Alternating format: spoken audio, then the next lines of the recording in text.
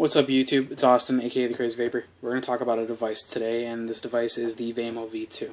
And this device I got from Fast Tech for about $59 shipped. The kit that I did purchase, obviously, is the black and chrome device with two ICR 18350 900 milliamp 18350 batteries, the charger, and it comes with two VV Nova tanks. I don't have the second one. I gave it to my friend as a gift because he needed a tank.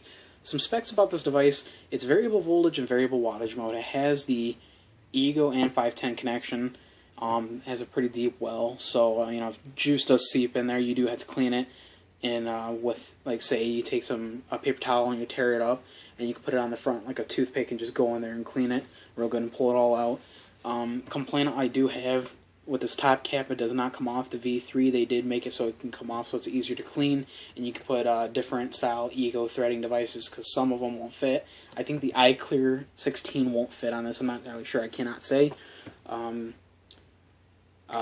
Like I said, it's an 18650 or 18350, single 18350 or stacked 18350 device. I would not recommend it run stacked 18350s though, for safety reasons.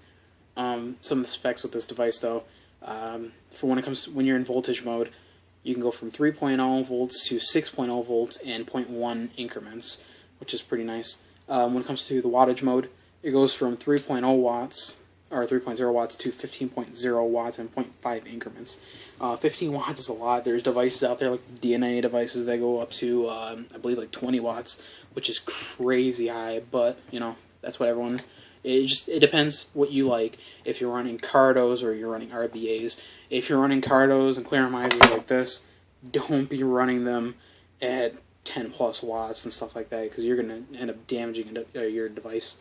If you're running, say, an Igo W dripper with, you know, dual or quad coil setup, and you're running like 20 watts, that's a whole different story. Comparing this, the Vamo, to the MVP2, the MVP2 only goes from, when it comes to volts, it goes from 3.3 volts to 5 volts in 0.1 increments, which it doesn't sound a lot, but I'll get to that in a second. When it comes to watts, it goes from 6.0 watts up to 11 watts in 0.5 increments. But people already jump on it and say, well, you know, the Vamo is already better because it goes up to 15 watts, and it's already better because the volts start at 3.0, and unlike the MVP, it starts at 3.3, people want to go lower.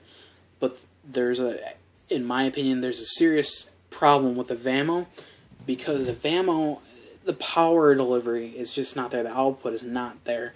I could put this device in 15 watts max and put it on my RBA. It does good, but if I take the MVP2 and I put it in 10 watts and put it on my RBA, it just destroys the Vamo. The LCD display is alright. I wouldn't say it's the best. I really don't care for it because it's not the cleanest. But then you got the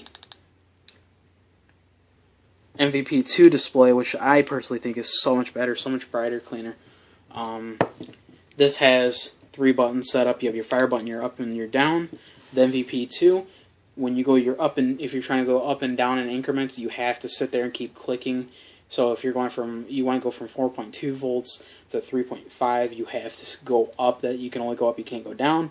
You got to go up, and once you hit 5 volts, and then you got to let it roll over and back down to 3.3. Then you got to go up to 3.5, which is actually really inconvenient. But yeah, if you're not very savvy when it comes to ohms and batteries, if you don't know how to do the math and you don't know what's safe when it comes to ohm loads and batteries, you should just stick with the MVP2. Just because, you know, you do have to deal with some things. These both fire down to 1.2 ohms, but you know, you can have certain ohm loads and spikes. And with this the battery that's built into the MVP2, it's got a protection, so if there's some type of short, it'll shut down and give you an error, and it won't keep going. The Vamo is supposed to have that kind of a feature, but just to be safe, I'd be very, very savvy, like knowledgeable about batteries just in case, because you can damage your batteries can vent and blow up. That's happened to people.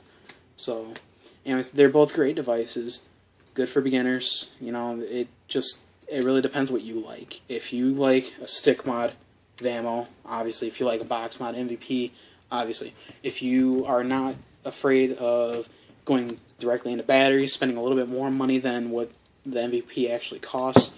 Vamo. The Vamo costs around $59 shipped, I would say. This was about $41 shipped with tax and all that. But honestly, if I had to go back and do it all again, when I first started vaping, I started with the Ego C-Twist. But if I had to start and I had to choose between the two of these, MVP2. MVP2 all the way. And the only reason why I choose the MVP2 is because it's simple, it has a battery built in. I don't have to worry about changing batteries out and charging them and knowing what to charge your batteries at and how low to discharge them and whatnot. So that's really it for this. Any questions or comments, obviously post below. Please give me a thumbs up. Thanks for watching, guys. Please comment and subscribe. Have a good night.